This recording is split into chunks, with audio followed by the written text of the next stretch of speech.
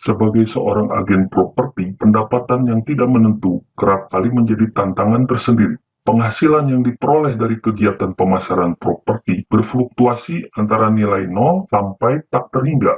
Maksudnya, pada bulan-bulan tertentu, seorang agen properti mungkin bisa mendapat closingan yang cukup banyak atau bernilai besar, akan tetapi di bulan-bulan lainnya, closingan mereka kecil-kecil saja atau bahkan nihil. Di video ini akan dibahas tips-tips singkat agar agen properti dapat tetap menjaga stabilitas finansial bagi mereka dan keluarga.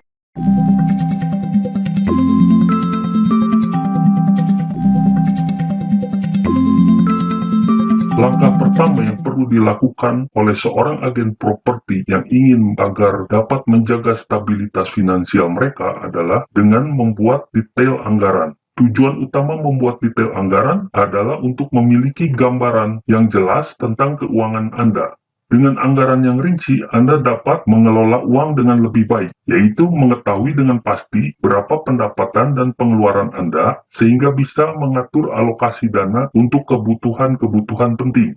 Dengan anggaran yang rinci, Anda dapat mencapai tujuan finansial, baik itu menabung untuk membeli rumah, atau berlibur, atau untuk dana pensiun. Anggaran yang detail akan membantu Anda tetap fokus dan termotivasi. Dengan membuat anggaran yang rinci, Anda akan mencegah pengeluaran yang tidak perlu.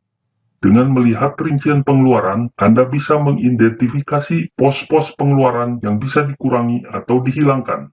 Dengan membuat anggaran yang rinci, Anda dapat membuat keputusan finansial yang lebih bijak.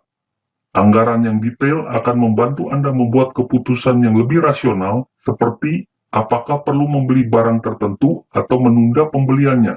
Dengan anggaran yang rinci, Anda dapat menyiapkan diri untuk situasi darurat.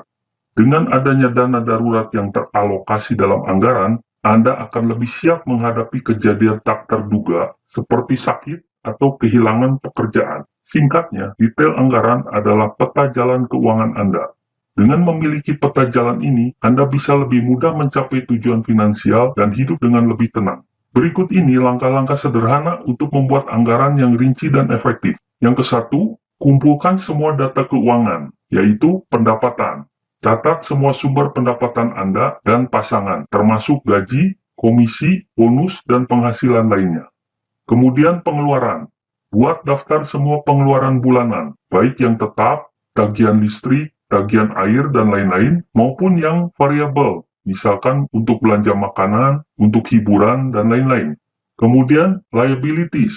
Catat semua utang yang Anda miliki, seperti cicilan rumah, mobil, atau kartu kredit.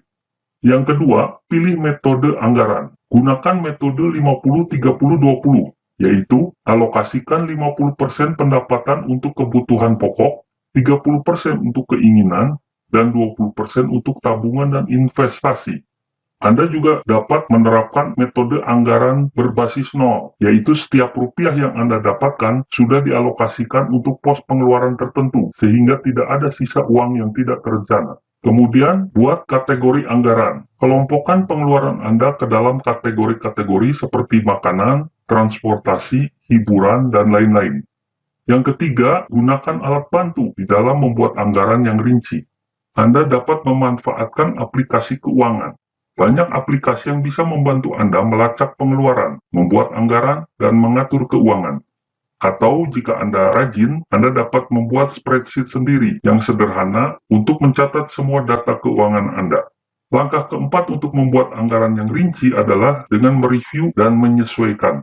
Tinjau secara berkala, ulas anggaran Anda secara rutin, minimal setiap bulan, untuk melihat apakah ada yang perlu disesuaikan. Dalam review, Anda perlu fleksibilitas. Anggaran adalah alat yang dinamis, jadi jangan takut untuk menyesuaikannya jika ada perubahan dalam kondisi keuangan Anda. Di bawah ini adalah contoh detail anggaran. Di dalam contoh detail anggaran yang sederhana ini, kategorinya terdiri atas pendapatan, pengeluaran tetap, dan pengeluaran variabel. Dari contoh ini, Anda dapat mengelaborasi detail anggaran Anda sendiri agar sesuai dengan situasi dan keadaan finansial Anda. Langkah kedua yang perlu dilakukan oleh seorang agen properti untuk mengatasi fluktuasi pendapatan mereka adalah dengan diversifikasi pendapatan. Jangan hanya tergantung pada komisi penjualan properti. Pertimbangkan untuk menjadi konsultan properti. Memberikan layanan konsultasi properti bisa menjadi sumber pendapatan tambahan atau berinvestasi di properti. Membeli properti untuk disewakan dapat memberikan penghasilan pasif atau menjual produk atau jasa terkait properti, misalnya menjual asuransi properti atau jasa renovasi. Anda juga dapat membangun jaringan, perluas jaringan profesional Anda dengan agen properti lain, juga dengan pihak-pihak yang berhubungan dengan properti, semisal notaris, bank, dan pihak terkait lainnya. Jaringan yang kuat dapat membuka peluang kerjasama dan referensi. Yang berikutnya adalah pemasaran yang efektif. Manfaatkan media sosial, website, dan platform online lainnya untuk mempromosikan diri dan properti yang Anda jual. Yang berikutnya adalah pendidikan dan pelatihan. Terus tingkatkan pengetahuan dan keterampilan Anda di bidang properti. Semakin kompeten Anda, semakin besar peluang Anda untuk mendapatkan klien.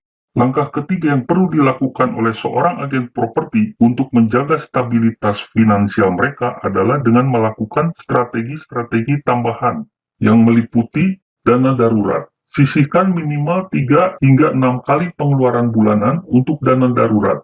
Dan ini sebaiknya diprioritaskan. Simpan di tempat yang mudah diakses namun tetap aman.